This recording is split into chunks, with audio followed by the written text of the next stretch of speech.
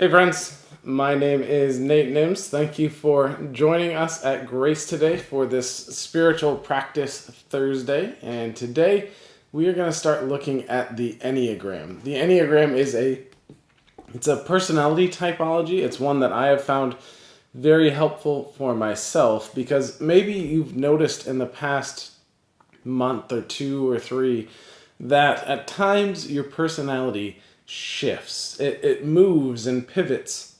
And every now and then you do something that seems out of character for you, and yet it is something that comes up again and again and again. And what the Enneagram teaches is that our personalities move and shift in times of stress and in times of security, and in different seasons of our lives, we react in different ways.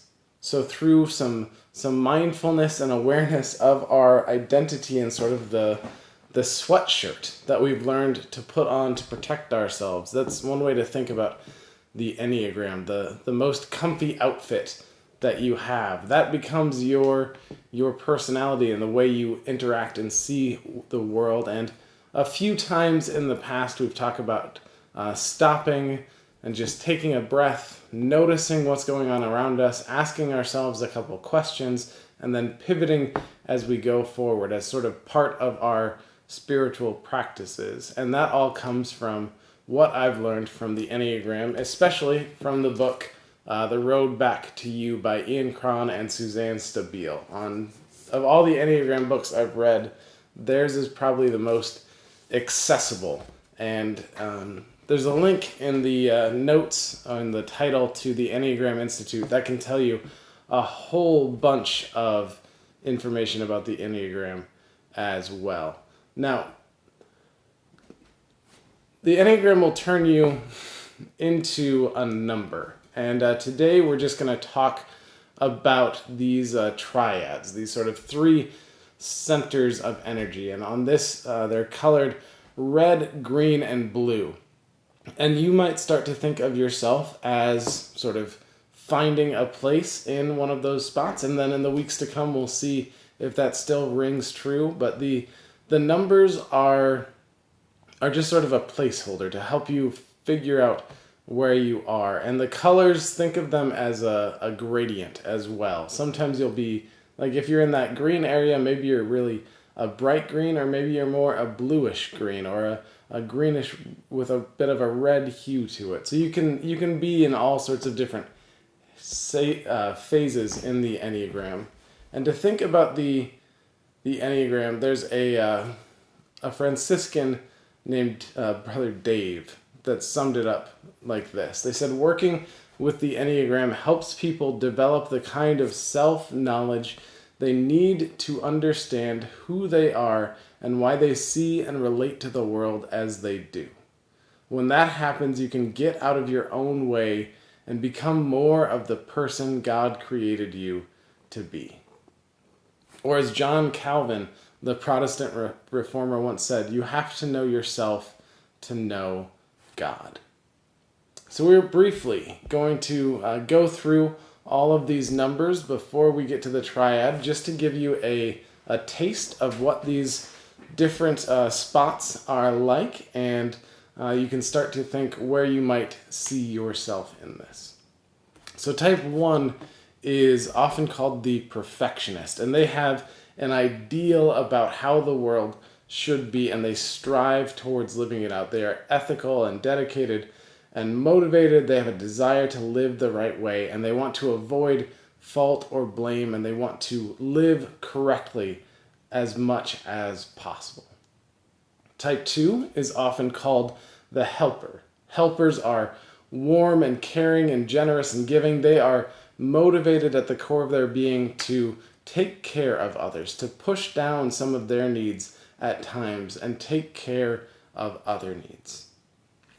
Type 3 is sometimes called the performer or the advocate. They are often very success-oriented. They have a great way of shifting in different places and times to fit in with various crowds. They are usually very popular and successful at think of dinner parties before COVID. A 3 is the kind of person that can talk with every small group at that party and contribute and enjoy the conversation in a different way. Type 4 is sometimes called the romantic, sometimes it's called the individualist, but 4s are caring and sensitive. They are very in touch with their emotions, especially a comfort with the full range of emotions. They don't mind feeling sad. It can be almost exquisite at some points to just sort of cherish those feelings. But sometimes their feelings can be oversized as others react to them. 5 is often called the investigator. 5s can be analytic. They can appear detached. 5s are often private, probably the most introverted of the numbers here. And they're motivated by a desire to gain information, to conserve energy so that they can keep observing, and they don't like to rely on others. 6s are sometimes called the loyalist. They're committed and practical. Often 6s are worst case scenario thinkers, and so they imagine different ways that things could go wrong because 6s are motivated by a need for security and safety.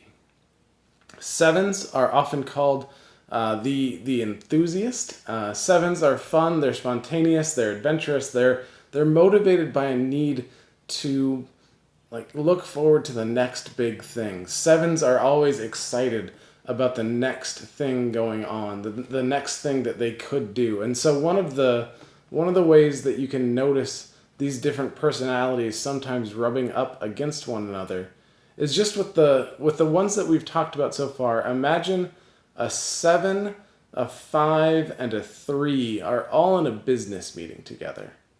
A 3 is going to be able to talk to the 7 and the 5 and find common ground with them because they can shift in those settings and understand where folks are coming from, and they want to achieve something together. The 5 in that meeting has probably spent the day before looking at whatever they were going to talk about and figuring out what the best option is. And the 7 in that same meeting is going to show up and think about everything that they talked about that they were going to say at the meeting, but then everything else that they could do on top of that as well. Each one of these folks just has a slightly different way of seeing and interacting with the world, like we all do. Type 8 is the challenger. Challengers can be confrontational. They want to be strong. An 8 might say, if my heart was supposed to be on my sleeve, it would be on my sleeve and not safely protected in my chest, right? 8s have a thick skin often. They are motivated by a very strong desire to protect folks that are weak or vulnerable or pushed down. They want to stand up. They want to seek justice. And then 9s are called the peacemaker. 9s are often called the peacemaker because they want to maintain the peace in their relationships. They're pleasant, they're laid back, they are very accommodating and friendly. A 9 merges with others at times to time to avoid conflict. So for example, a 9 might be the kind of person where if you ask them, where do you want to go to eat tonight? They would respond back, I don't know, where would you like to eat? And they legitimately don't know where they want to eat. They want to know where you want to eat, and they don't want to make that decision because if they make the wrong one, the fear is it might do something to disrupt the peace in the relationship. So that's a basic overview of the Enneagram, and in some ways we can see ourselves in every one of these numbers. We can find ourselves in each one of these spots. But so you can narrow down a bit of where you are in the Enneagram by starting to think about how you initially respond to life. So the triads of the numbers are 8, 9, and 1, 2, 3, and 4, 5, 6, and 7. I mean, maybe you think you could be a 2 because you've got a lot of that helping energy. But at the same time, you might think, but I have this full sweep of emotions, so maybe I'm a 4. right? And they're both in the same triad. Or 3s and 7s sometimes have very similar responses to life with the external behavior. But a lot of the Enneagram is about your internal motivation. So when you interact with life, when a new situation arises, when there is a problem that comes up, do you want to do something? Do you want to react with your emotions? Or do you sort of shut down? Is your first response to life an action, a thought, or a feeling? That's sort of how the triads interact. Is your first reaction to life in your head, in your heart, or in your gut, sort of that core feeling? So the gut triad is 8, 9, and 1. And typically, if you're in that area, when you encounter life, your first reaction is to do something. You want to have something done. And you don't need facts, you don't rely on emotions in that instance. It is this needs to be done. And you'll see that in different ways. Because, for example, an 8 in their gut instinct, their moment is something needs to be done. I need to do it. I need to. An 8 in an unhealthy way will sort of be like a steamroller. So they'll just go over folks. But that gut response tells them something has to happen and it has to happen now. So I'm going to go and do it. 9s are also in that gut triad, but their reaction is less steamroller and more sort of observe and take in, and what can we do to maintain the peace. And then a 1 in that instant is what's out of place, what needs to be put back together, what's wrong that needs to be made right. So if your first response to life is often that gut feeling of something has to happen, you're likely an 8, a 9, or a 1. The heart triad is 2, 3, and 4. When you encounter life as a 2, 3, or 4, when these folks respond, their first instinct is to feel something. And these feelings express themselves in different ways. So the 4 is going to be full of emotions. It's just going to, the range can be like a summer storm of emotions for them, where it's sunny one instant, stormy the next, and then slightly cloudy the next. And their whole emotional range is visible and presenting itself. But the 3, they will feel those emotions, but then depending on the setting, because they're so good achieving or performing in different groups, that they'll push those emotions down. They will feel them first, but then they will try to sort of temper them for a moment. And then the 2 will feel those emotions and be driven towards helping others because of them. For 2s, 3s, and 4s, when their first response to life is feeling, one of the things they may feel is shame, sort of just below the surface. For 2s, it could be they feel a bit of shame because they don't feel as if they are doing enough to make things better, to help others. For 3s, it could be shame that they are not rising above fast enough, that they are not winning this rat race, they're not moving quick enough. For 4s, that shame could be, why is everyone watching the same TV show? It's so boring. How could they watch that when they could watch a French noir subtitled independent film? That's true culture, right? Like they have this sort of personality of difference, of being unique, and sometimes they can feel shame in that. Then the head triad is 5, 6, and 7.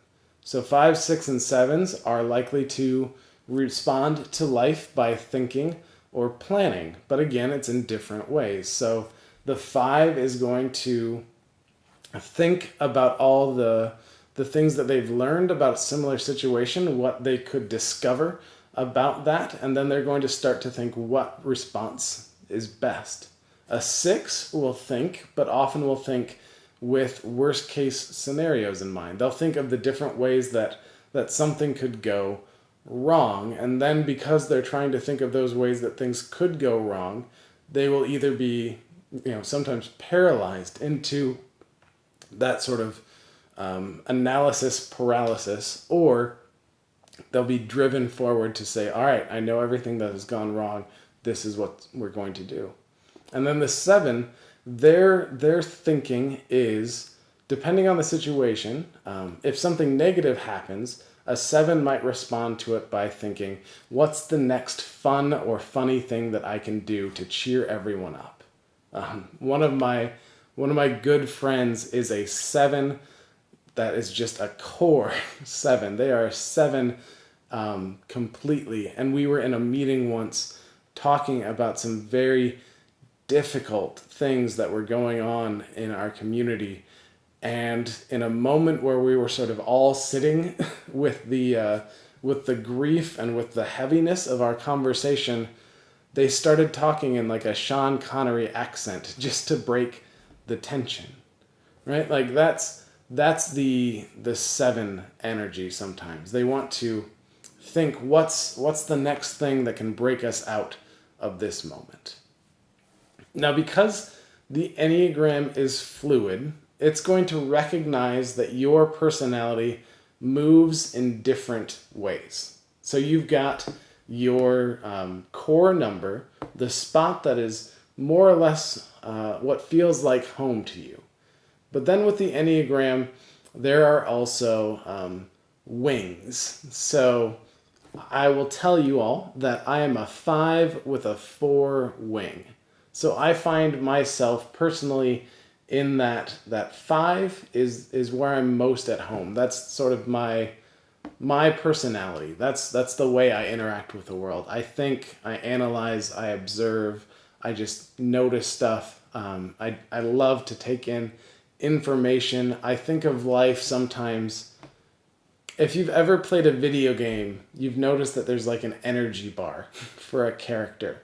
And sometimes I imagine that energy bar in my own life, and I think of how I interact with folks, about how much energy is left and can I enter into that moment. So I'm firmly in that thinking category, but I have a 4 wing. I have a lot of similarities with those 4 feelings and that sort of emotional connection and wanting to be unique, different, appreciating the full sort of scope of our feelings. So I'm a 5 with a 4 wing. But someone could be a 2 with a 3 wing, or a 7 with a 6 wing, right? You've got your relationship with that other number. And then also on the diagram, there are arrows that point away and to different numbers. And that's where we get to our personalities really shifting and us becoming someone else in different circumstances. So if I am in a lot of stress, if I, as a 5, you'll notice that the arrow pointing away goes to 7. So if I am in a very stressful situation, one of the things that I will do is sort of take on some of those 7 traits in my personality, which means this office has been rearranged a few times during this pandemic because I needed to do something fun and different to separate myself from my feelings because I didn't want to think about them anymore. And so I went into that 7 space and just completely redid things. But at the same time, the security for my number as a 5, that's the arrow pointing to it. And in health, I can take on some of those 8 characteristics where I feel like I take all the information that I have, I know what I know, and I know what to do with it now. And I can move forward and help others understand what I've seen and what I've learned, and sort of teach and lead and develop that way. So that on that diagram, you can start to think a bit about how you feel in stress and how you feel in security. And stress is where the arrow points away. Security is what the arrow points to. I know this is a lot of information, and while I've taught the Enneagram stuff a few times, I've never done it over Zoom. So I would really recommend, if you're looking for a book, the Road Back to You, an Enneagram Journey. It is very, very helpful. Now, in the Enneagram, one more way that we can start to think about where we can find ourselves is with the 7 deadly sins plus 2, as Richard Rohr put it. Because as we went through that initial list of the Enneagram, there's aspects of each number that we find appealing. And we can aspirationally want to be any one of those because we know that there are good characteristics, that there is something helpful in each one of these spots. And we can want to achieve that. But often with the Enneagram, we notice where we are by noticing what the fatal flaw is that sort of makes us separated from ourselves and God and one another.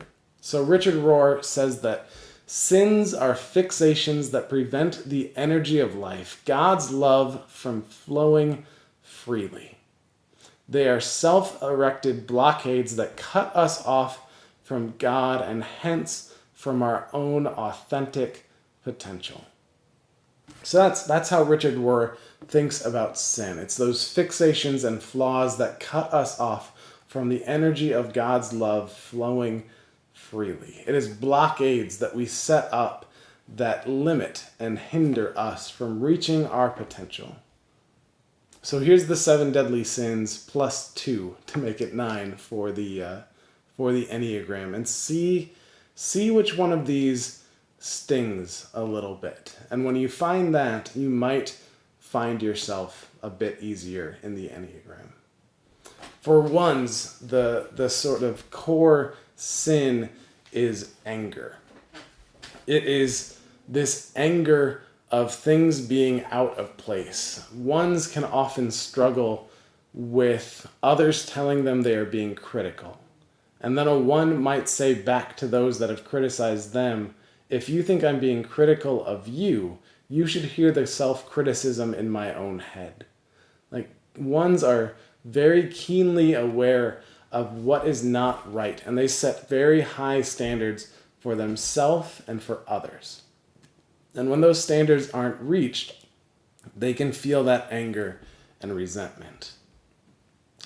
For twos, the deadly sin is pride.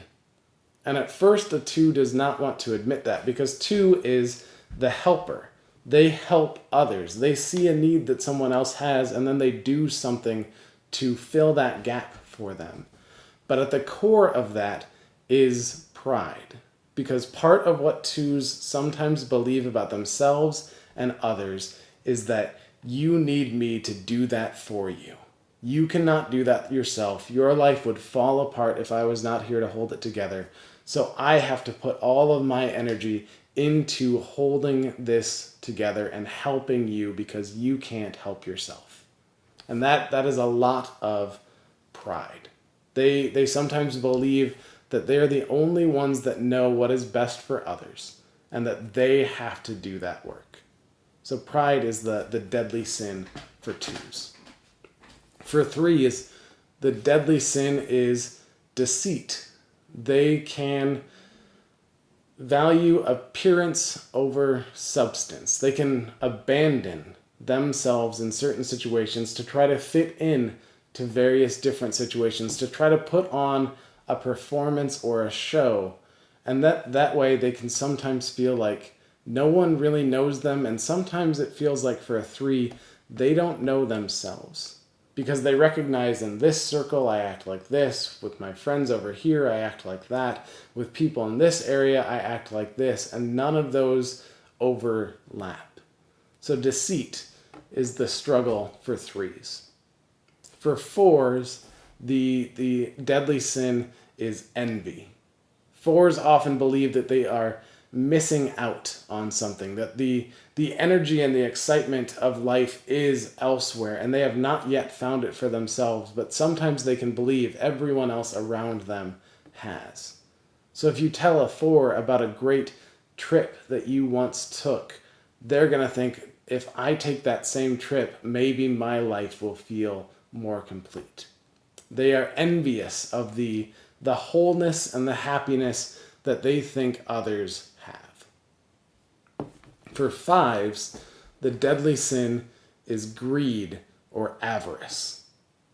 Fives, such as myself, will often hoard things. And we hoard or we hang on to things or we are greedy with our time and energy because we want to maintain our independence. And fives often don't believe that we have enough energy or time or emotional bandwidth to deal with things. And so we withhold. Sometimes we're standing like 10 feet away from everybody else in our minds and trying to imagine a way of how to withhold affection or interaction in different moments. We can just cling to things such as energy or time or affection because we're not sure we'll have enough to go around. For sixes, the deadly sin is fear. And as we've said before, sixes struggle with worst case scenarios. They struggle with every way that things could go wrong. So sixes deal with fear in a lot of different ways. Fear for themselves, fear for others, fear that things won't be okay. For sevens, the deadly sin is gluttony. Sevens like to fill themselves with excitement, with fun, with things that are great. I mean, who doesn't like to go on a new adventure? Who doesn't like to plan the next great vacation? But sevens are frenzied sometimes and always looking forward, always taking in new experiences, always striving for the next best thing. They're never really satisfied that they've achieved the fun that they're waiting for. For eights and their deadly sin is lust, and it's a lust for intensity. It's this excessiveness that can be seen sometimes in their lives and how they are domineering and confrontational. They're intimidating. They're trying to mask their vulnerability, and so they are very intense in the moment. And for nines, the deadly sin is sloth. For that, though, sloth is not necessarily physical, but sometimes it is just spiritual or emotional laziness. Nines can sometimes feel like they are falling asleep to their own priorities and preferences and development. They can take a long time to get motivated to get going. Once a nine gets going, usually they do great, but it can take a lot to get them started. So that's a basic overview of the triads and the numbers of the enneagram. And in the next weeks, we will look more closely at the triads and each one of the numbers, so you'll get a better picture of who they are and what they're like. And you likely, if you interacted with the enneagram like myself, you might think of yourself as one number. But I'd invite you to read more, to investigate this yourself, and to keep thinking about who you could be, because this mindfulness and this awareness of our personality can really help us to know ourselves, to know others, and to know God better. And I love that quote from John Calvin. And there are not many John Calvin quotes that I love, but John Calvin said, "You have to know yourself to know God." And if we live with those places of sin or those barriers that keep us from entering into that free-flowing love and energy, then we aren't living to our authentic selves and into the goodness and grace that God wants for us or wants for others. So in the title of this, there is a link to the Enneagram Institute. They have all the information that you want and more. And from them, I sign up for a daily Enneagram email, and they give me a thought for the day. And most days, it's pretty helpful and something that I need to hear. So thank you for joining me this week. I know this was a bit more than we usually do and a lot to just sort of throw out there, but I hope you've enjoyed this introduction to the Enneagram as a spiritual practice, and we will see you again next week. Thanks for joining me, everybody.